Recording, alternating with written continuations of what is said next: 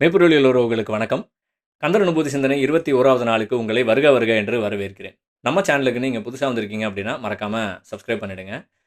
திருப்புகழ், தேவாரம், திருவாசகம், திருமந்திரம், திருக்குறள் இது போன்ற தமிழ் மெய்ப்பொருளியல் தத்துவ நூல்களிலிருந்து நான் கற்றுக்கொண்டவற்றையும் புரிந்து கொண்டவற்றையும் ஒரு எளிமையான நடையில் ப்ராக்டிக்கலாகவும் அறிவியல் பூர்வமாகவும் வாழ்க்கைக்கு பயன்படும் விதமான காணொலிகளாக உங்களுக்கு கொண்டு வந்து தருவேன். இந்த நூல்கள்லாம் படிக்கிறதுக்கு உங்களுக்கு ஒரு ஆர்வம் இருக்குது, தேடல் இருக்குது, ஆனால் படிக்க நேரம் இல்லை அப்படின்னா நிச்சயம் என்னுடைய காணொலிகள் உங்களுக்கு பயன்படும். So subscribe and hit the bell button. கடந்த கந்தரனுபூதி செய்யுள் சிந்தனையில் அரிதாகிய மெய்ப்பொருளை பெறுவதற்கு மனதை விரிவாக்கி பராக்கிரமத்தை வளர்த்து கொண்டு தொடர் அகவிழிப்புணர்வோடு நம்ம வாழ்க்கையில் இயங்கணும் அப்படின்னா முருகனே நாக புரந்தரனாக நம் உடலில் எழுந்தருளி உடலை செம்மைப்படுத்தி உபதேசம் வழங்கக்கூடிய அந்த திறத்தை பற்றி பார்த்தோம். அரிதாகிய மெய்ப்பொருளுக்கடியேன் உரிதா உபதேசம் உணர்த்தியவா விரிதாரண விக்ரமவேள் இமையோர் புரிதாரகனாக புரந்தரனே. அந்த பாட்டை பார்த்தோம். இன்னைக்கு 21வது செய்யுள் நம்ம பார்க்க போகிறோம். இந்த பாட்டில் முருகனோடு ஒரு ஒப்பந்தம் போடுவதை பற்றி ஒரு டீல் பேசுகிறார் அருணகிரிநாதர். ஒப்பந்தம்னா அக்ரிமெண்ட். அது என்ன அக்ரிமெண்ட்? வாங்க கேட்கலாம், சிந்திக்கலாம். கந்தர் அனுபூதி செய்யுள் 21.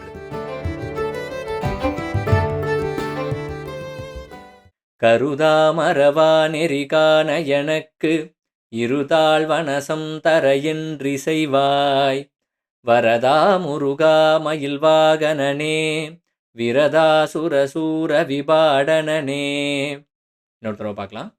கருதா மறவா நெறிகான எனக்கு இருதாள் வனசம் தர என்று இசைவாய் வரதா முருகா மயில் வாகனனே விரதா சுர சூர விபாடனனே. 18வது செய்யுள்ள உதியா மரியா உணரா மறவா அப்படின்னு முருகரை குறிப்பிட்ட அருணகிரிநாதர் இங்க கருதா மறவா நெறியை நான் காண எனக்கு இரு தாள் வனசம், அதாவது உன்னுடைய இரு திருவடி தாமரைகளை தருவதற்கு எப்போது இசைவாய் அப்படின்னு கேட்குறாரு. இசைதல் அப்படின்னா உடன்படுவது, ஒரு அக்ரிமெண்ட்டுக்கு வருவது. எப்போ தரப்போற அப்படின்னு கேட்காம தருவதற்கு எப்போ உடன்பட போற அப்படின்னு கேட்குறாரு. விச் மீன்ஸ் அந்த டெசிஷனில் இன்னொரு பார்ட்டியும் இன்வால்வ் ஆகியிருக்கு அப்படின்னு அர்த்தம். இது முருகர் மட்டும் எடுக்கிற டெசிஷன் கிடையாது அப்படிங்கிறது இம்ப்ளைடு மீனிங். அந்த இன்னொரு பார்ட்டி யார் அப்படின்னா நம்ம தான். இந்த அக்ரிமெண்ட்டுக்கு முருகர் இசையை, அந்த இருதாள் வனசம் தர இசையை நம்ம என்ன செய்யணும் அப்படிங்கிறத இந்த பாட்டில் சொல்கிறாரு. உணரா மறவா அப்படிங்கிறது இறைவன் இருக்கக்கூடிய நிலை, இறைவனுடைய தன்மை, ஸ்டேட் ஆஃப் பீயிங் அப்படின்னு புரிஞ்சுக்கலாம். கருதா மறவா அப்படிங்கிறது நமக்கு மனிதன் இயங்க வேண்டிய ஒரு முறை, ஒரு மோட் ஆஃப் ப்ராக்டிஸ். அது நெறின்னு ஏன் சொல்கிறாரு அப்படின்னா தொடர்ந்து பயிற்சி செய்து வளர்த்து கொள்ள வேண்டிய ஒரு விஷயம் அப்படிங்கிறதுனால அது கருதா மறவா நெறி. உணர்தல் அப்படின்னா வெளியில் இருக்கிற ஒன்று உங்களை பாதிக்கிறது, அது உணர்தல். கருதுதல் அப்படின்னா நீங்கள் உள்ளிருந்து வெளியே இருக்க ஒரு பொருளை பற்றி நினைப்பது, அதை பற்றி மயங்குவது, அதற்கு ஆசைப்படுவது, இதெல்லாம் கருதுதல் அப்படிங்கிறதுல வரும். அந்த கருதா மறவா நெறியை காண அப்படின்னு கேட்குறாரு. அது என்ன நெறியை காண அப்படின்னா நெறியை காண்பது அப்படின்னு புரிஞ்சுக்கிறத விட காண்பதை நெறிப்படுத்துவது அப்படின்னு புரிஞ்சுக்கிறது சிறப்பாக இருக்கும். 2வது வரியில் இருதாள் வனசம் அப்படின்னு கேட்குறாருல, அதாவது தாமரை மலர். யோகத்தில் இடா நாடியும் பிங்களை நாடியும் ஊடுருவி இப்படி கிறிஸ்கிராஸா சிசர் மாதிரி பின்னி பிணைந்து மேலெழும்பி ஊடுருவி பாய்வது நம்ம கண்கள் வழியா. அந்த ஊடுருவி பாயக்கூடிய அந்த கண்கள் அதுதான் இருதாள் வனசம் அப்படின்னு நம்ம புரிஞ்சுக்கணும். உயிராற்றல் மூலாதாரம் நோக்கி கீழ் நோக்கி பாயாம மேலெழுந்து கண்களை நோக்கி ஆக்ஞையை நோக்கி எழும்போது பாயும்போது கண்கள் மலர்கின்றன அப்படிங்கிறது யோக தத்துவம். அதை நெறிப்படுத்துவது அப்படிங்கிறது காணும் காட்சிகளை நம்ம நெறிப்படுத்தணும் அப்படிங்கிறது பொருள். நினைப்புக்கும் மறப்புக்கும் அடிப்படையாக இருக்கிறது நமது கண்களும் அது காணக்கூடிய காட்சிகளும் தான். கண்களுக்கு நம்ம பயிற்சி கொடுத்து நெறிப்படுத்தி அதை ஒரு கார்ட்ரெயில் செட் பண்ணி அதை ஒரு கட்டுக்குள்ளே கொண்டு வர வேண்டியது ரொம்ப ரொம்ப ரொம்ப அவசியம். எதை பார்க்கணும், எதை நினைக்கணும், எதை பார்க்காம நினைவில் இருந்து நீக்கணும், இதெல்லாம் நம்ம பயிற்சிக்கு கொண்டு வரணும். இன்றைக்கி உலகமே கண்டென்ட், என்டர்டெயின்மெண்ட், டூம் ஸ்க்ரோலிங், ஷார்ட்ஸு, ரீல்ஸு இதை சுற்றி தான் இயங்குது. பிறக்கக்கூடிய புது தலைமுறை அதனோடு தான் வாழ்க்கையவே துவங்குறாங்க. அப்போது கண்கள் வழியாகவே நமது உயிரின் ஆற்றல் கொள்ளை போகிறது. மார்க்கெட்டிங் அப்படிங்கிற ஒரு துறையுடைய மிகப்பெரிய டார்கெட் பாயிண்ட்டே நம்முடைய கண்கள் தான். அதன் வழியாகத்தான் எல்லாமே சந்தைப்படுத்தப்படுகின்றன, நம்ம சிந்தனையை ஆக்கிரமிக்கின்றன. உளவியலில் கூட கண்களுக்கும் மனதுக்கும் ரொம்ப நெருங்கிய ஒரு தொடர்பு இருக்குது. பழக்கங்கள் உருவாகிறதுக்கு, ஹேபிட்ஸ் உருவாகிறதுக்கு மூளையில் ஹேபிட் லூப் அப்படின்னு ஒன்று உண்டு. அதில் என்னென்னா ட்ரிகர், ரொட்டீன், ரிவார்டு அப்படிங்கிற மாரி ஒரு ஃப்ளோ இருக்கும். அந்த லூப், ஹேபிட் லூப் அப்படிங்கிறதுல 80 விழுக்காடுக்கும் அதிகமான தூண்டல்கள், அந்த ட்ரிக்கர்ஸ் வந்து காட்சி வழியில தான் நடக்குது. இந்த டோபமைன் வேதிப்பொருள் இருக்குல்ல, அது என்ன செய்யும் அப்படின்னா, ஒரு நன்மையை அடைவதற்கு முன்பாகவே, அதன் அடையாளத்தை பார்க்கும்போதே, விஷுவல் கியூ அத பார்க்கும்போதே நம்ம மூளையில அந்த டோபமைன் சுரக்க ஆரம்பிச்சுரும். ஒரு படத்த பார்க்கும்போது, "அப்பா! நம்மளும் இந்த மாரி சாதிக்கணும்டா" அப்படிங்கிற மாரி ஒரு வெறி வர்றதும், தியேட்டர விட்டு வெளிய வந்ததும், "அடுத்து என்ன சாப்பிடலாம்?" அப்படின்னு நம்ம சிந்தனை டைவர்ட் ஆகுறதும், இந்த கண்கள் வழியாக நடக்கக்கூடிய ஒரு மயக்கம் தான். அதனால தான் நெறி காண, கண்களை நெறிப்படுத்துறதுடைய அவசியத்தை வலியுறுத்தி, நெறி காண அப்படின்னு சொல்லியிருக்காரு அருணகிரிநாதர். மற்ற புலன்கள்லாம் அப்ப எதுவும் நம்ம பாதிக்காதா அப்படின்னு கேட்டா, மற்ற புலன்கள் எல்லாம் உணர்வுகளை தூண்டக்கூடியது. அ ஏதோ ஒரு பாடலோ, அல்லது ஒரு வாசனையோ, அல்லது சுவையோ நமக்கு ஏதோ ஒரு நினைவ குடுக்கும். அது சார்ந்த விஷுவல் தான் ஃபர்ஸ்ட் மனசுல வரும். அதுக்கப்புறம் தான் வந்து அது ஆசையா மாறி, அது நம்முடைய செயல்பாட்டு, நம்மளுடைய பழக்கவழக்கங்கள அஃபெக்ட் பண்ணும். அப்போ கண் காண்பதை மனம் கருதுகிறது. இது வந்து மென்டல் சிமுலேஷன்.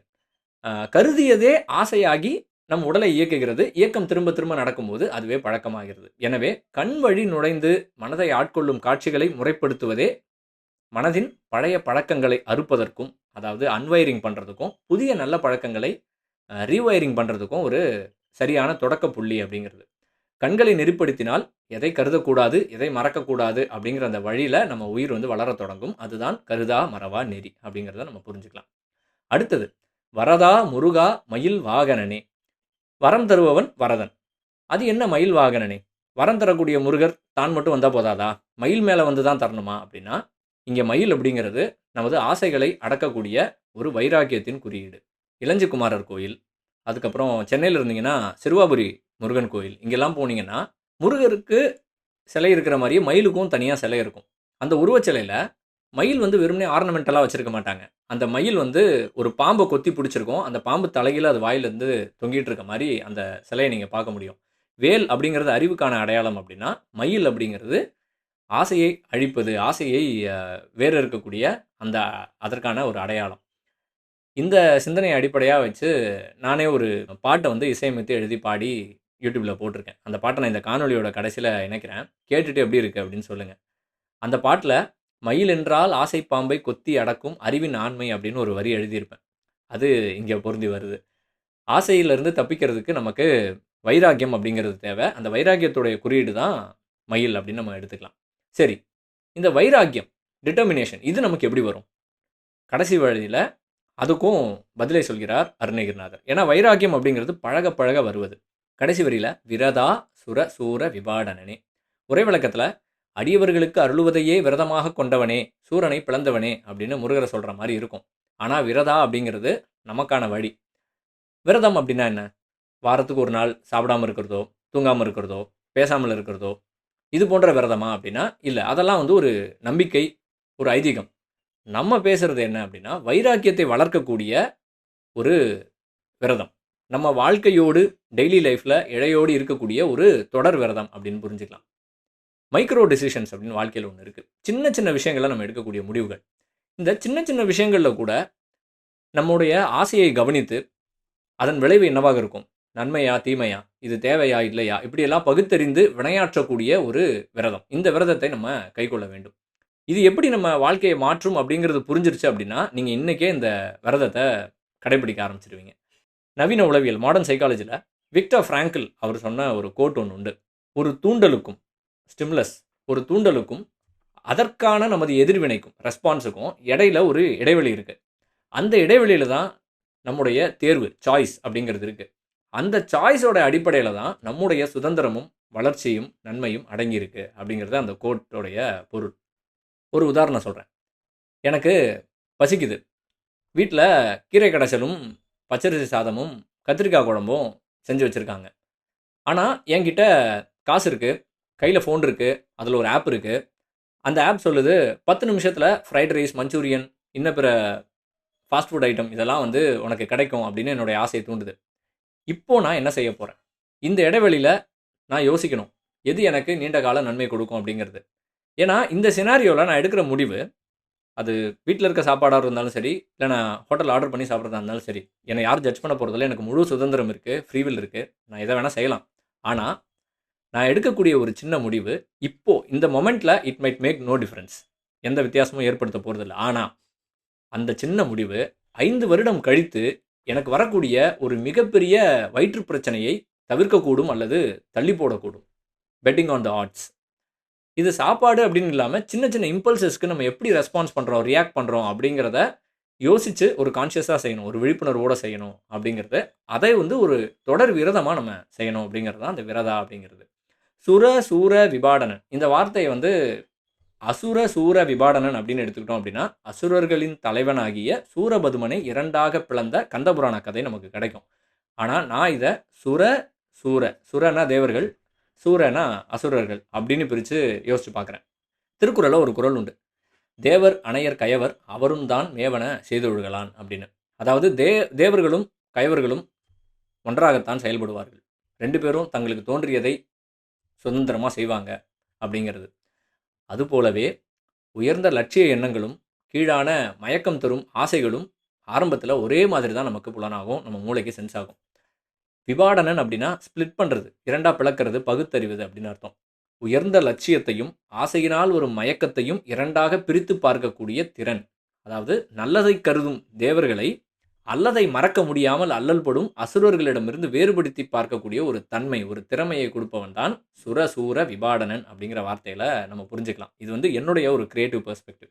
அதாவது மெய்ப்பொருளியல் அடிப்படையோட இறை வழிபாட்டை இணைக்கும் போது நமக்கு இந்த ஹோல்சமான ஒரு விஸ்டம் கிடைக்குது. அதை நம்ம வாழ்க்கையில் அப்ளை பண்ணோம் அப்படின்னா நமக்கு நிறைய நன்மைகள் கிடைக்கும் அப்படிங்கிறது என்னுடைய ஒரு பாயிண்ட் ஆஃப் வியூ.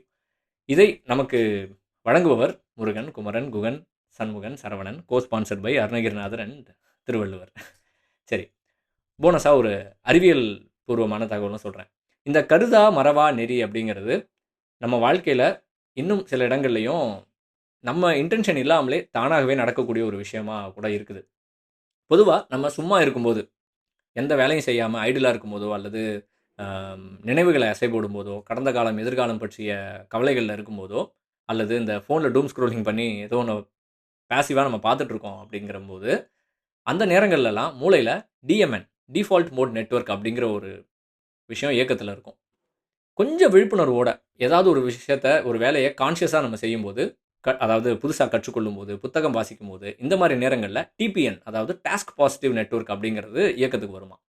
அதையே நமக்கு ரொம்ப விருப்பமான, பயனுள்ள, ரொம்ப பழக்கமான ஒரு வேலையை நான் செய்கிறேன் அப்படிங்கிற ஒரு எண்ணமே இல்லாமல் அந்த செயலாகவே மாறி நம்ம செஞ்சிட்ருப்போம்ல, அந்த மாதிரி கணங்களில் இந்த நினைப்பு, மறப்பு 2மே வந்து இருக்கிறது இல்லை. அதாவது இந்த டிஎம்என், டிபிஎன் இந்த 2மே வந்து கிட்டத்தட்ட 95% சப்டியூ ஆகிடும். இதுக்கு ஃப்ளோ ஸ்டேட் அப்படின்னு பேர். நமக்கு பிடிச்ச பழக்கமான ஒரு பயனுள்ள வேலையில் நம்ம இம்மர்ஸ் ஆகி அப்படியே எல்லாத்தையும் மறந்து இயங்கும்போது, அக்கார்டிங் டு நியூரோ சயின்ஸ், நம்ம வந்து கிட்டத்தட்ட இந்த கருதா மறவா நிலையில் தான் இருக்கிறோம். தியானம் அப்படிங்கிறது ஒரு இன்டென்ஷனலாக நம்ம பண்ணும்போது அது வந்து இந்த நிலையை இன்னும் ஒரு படி ஆழப்படுத்துது. ஒரு 1 ஸ்டெப் ஃபர்தராக நம்ம மூளையை வந்து அந்த காமா வேவ்ஸ் ஃப்ரீக்வன்சியோட டியூன் பண்ணி கூட்டிகிட்டு போகுது. தியானம் பற்றி நான் எந்த எக்ஸ்பர்ட் அட்வைஸும் கொடுக்க முடியாது. I don't have the credentials.